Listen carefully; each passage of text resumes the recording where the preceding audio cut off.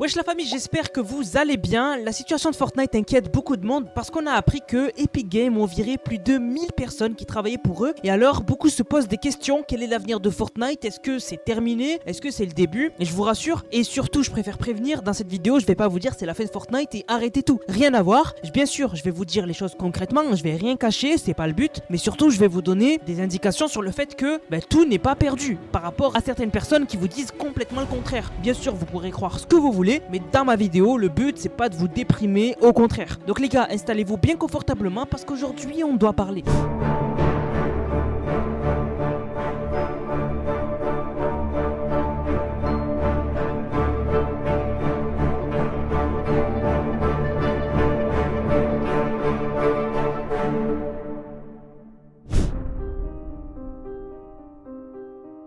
La situation, elle est que, comme je vous l'ai dit dans l'intro, Fortnite ont viré plus de 1000 personnes qui travaillaient pour eux. Et alors, on revoit un peu le scénario qu'on avait vécu en 2023, si je me trompe pas, où Epic Games avait viré plus de 800 personnes. Et alors, bien sûr, c'est une très mauvaise nouvelle quand une entreprise se sépare de beaucoup de monde. Et alors que cette information vient juste après Fortnite qui annonce que les V-Bucks ils augmentent parce qu'il leur faut plus d'argent. Et d'ailleurs, on va parler des raisons, puisque c'est pas normal qu'on nous prenne autant pour des pigeons. Bon, du coup, oui, ils virent 1000 personnes, mais c'est pas tout, puisque Fortnite aussi annonce qu'ils vont arrêter 3 jeux qu'ils ont créés. Et donc ces jeux, c'est Frenzy, le jeu dont j'avais fait une vidéo récemment, et même ma vidéo n'avait pas marché beaucoup, donc ça montre à quel point le mode de jeu n'intéressait pas du tout. Ensuite, on a Rocket Racing, qui aussi, lui aussi, va fermer. Et ensuite, on a Fortnite Festival Battle Stage. Attention, c'est pas Fortnite Festival. Il y a des articles de presse, il y a des médias qui ont dit que Fortnite Festival allait fermer, alors que c'est complètement faux. C'est Fortnite Battle Stage, donc c'est vraiment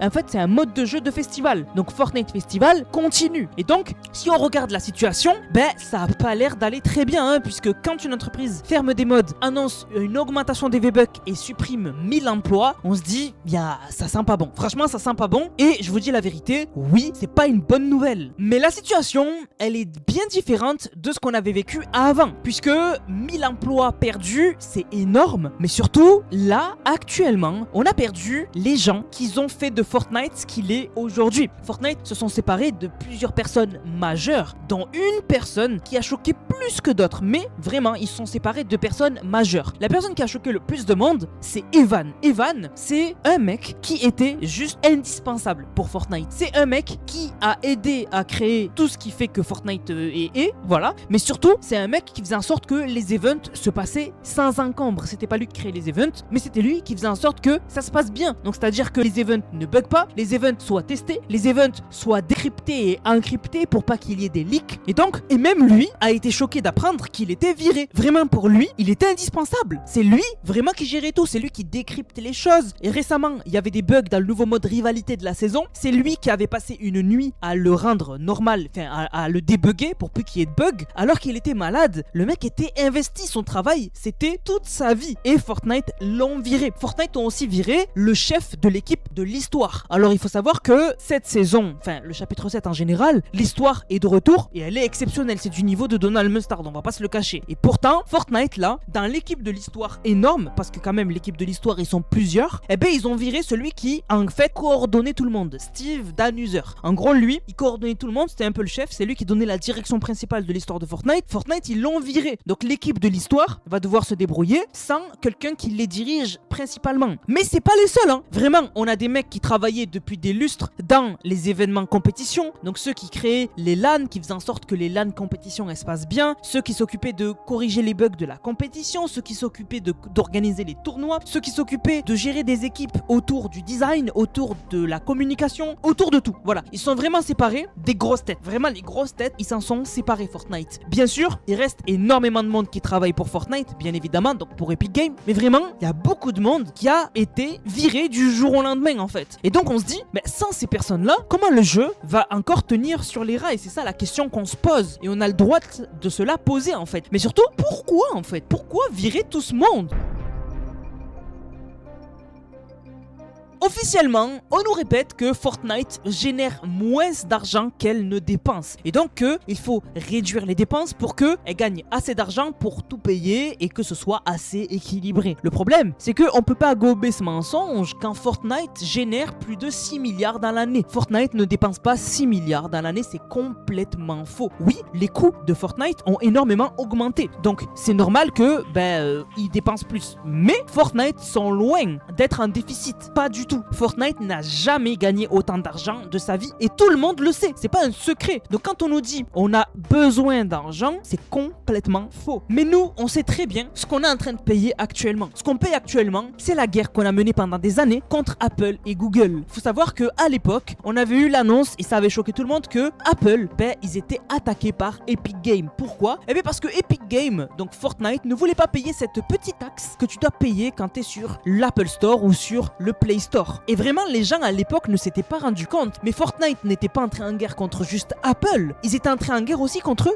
Google. Ils étaient partis en guerre contre les deux entreprises les plus puissantes au monde. Et donc dans cette guerre, ils ont dépensé pas des millions, mais des milliards dans cette guerre. Et à l'époque même, Tim Sweeney, le créateur de Epic Games, il avait annoncé que Fortnite gagnait tellement d'argent qu'il pouvait se permettre de dépenser des milliards dans la guerre contre Apple et Google. Cette guerre, elle a fait perdre énormément d'argent à Fortnite. Et c'est que aujourd'hui, en chapitre 7 saison 2, que Fortnite est de retour sur le Play Store et n'est toujours pas disponible sur l'Apple Store. Et donc, c'est qu'aujourd'hui qu'on a les fruits de cette guerre. C'est trop tard et donc on est en train de payer les pots cassés en fait, tout simplement. C'est pas la seule chose, puisque aussi Fortnite a un gros problème et c'est le métaverse. Mais plus particulièrement l'Unreal Engine Fortnite, donc en gros le créatif. Dans le créatif de Fortnite, il y a un nouveau modèle. Plus de joueurs jouent à ta carte et plus tu gagnes d'argent. Et l'argent que tu gagnes est énorme. Mais alors Fortnite se sont mis tout seuls des bâtons dans les roues. Déjà, faut savoir que avant que Fortnite mette les transactions deal, Fortnite avait payé 722 millions de dollars aux créateurs de maps en général. Voilà, donc c'est presque 1 milliard de données aux créateurs de maps. Et il faut savoir que dans ce lot-là, il y a des créateurs qui méritent, mais il y a aussi des créateurs qui profitent du système et il doit y avoir des millions, mais des centaines même de millions, qui doivent partir dans des maps qui ne doivent même pas exister, qui sont contraires aux règles de Fortnite, qui sont des maps dupliquées, des maps qu'on ne devrait pas payer de base.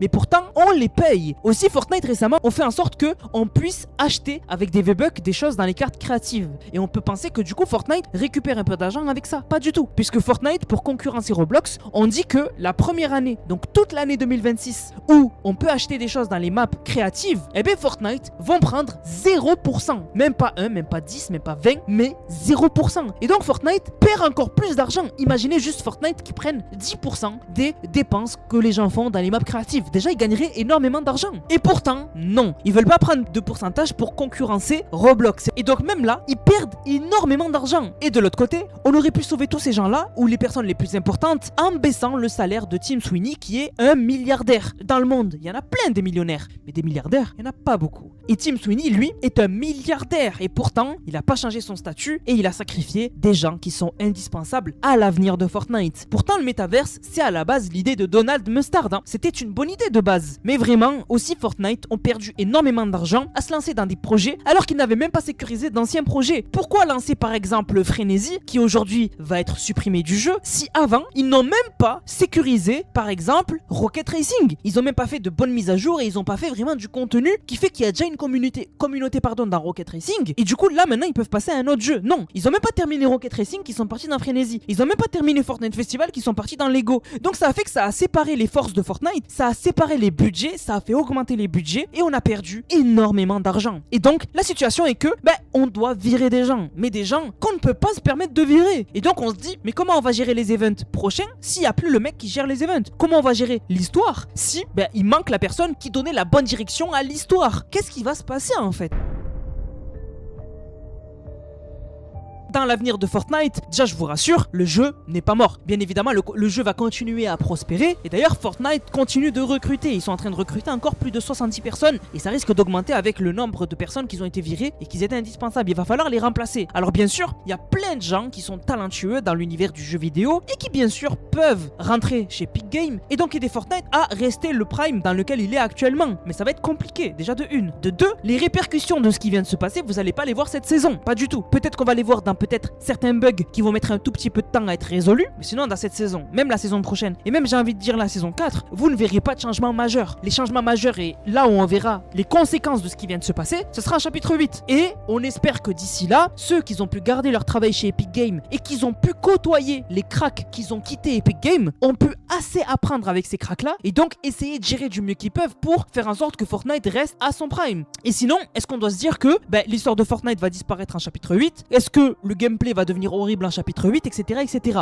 Ça, je pense pas du tout. Je pense vraiment que on va réussir à trouver une stabilité, vraiment. Mais ça va dépendre des équipes de Fortnite, ça va dépendre des prochaines décisions de Fortnite. Mais ce qui est sûr, c'est que l'histoire va continuer. En fait, faut pas comparer les mêmes situations. Là, actuellement, on a la chance d'avoir eu ces personnes-là qui sont des cracks, le directeur de l'histoire ou encore Evan, qui nous ont posé les bases de l'avenir de Fortnite. Donc c'est à nous de les récupérer et de nous les approprier pour faire en sorte que l'avenir de Fortnite soit du même niveau en fait. C'est-à-dire que ce que je vais essayer de vous expliquer, c'est que là, l'histoire de Fortnite ne peut pas passer des 7 à par exemple l'histoire par exemple d'un chien. Tu vois, on peut pas passer à une histoire rien à voir qui est nulle. Donc l'histoire des 7 va continuer. L'histoire de l'ultime réalité va continuer puisque c'est la base dans laquelle on est. Donc ça va continuer. C'est juste que il faudrait que ça reste du même niveau. Ça va être compliqué. Aussi les events, on verra les events du chapitre 8. Est-ce qu'ils seront bien? On espère quand même des events du niveau du chapitre 5 parce qu'ils étaient cool. C'était des mini-events, mais ils étaient cool la plupart. Donc vraiment, on espère le mieux pour Fortnite. Il y en a qui aimeraient vous dire c'est la fin de Fortnite et on peut plier bagage. Moi je vous dirai jamais ça parce que je vais pas balayer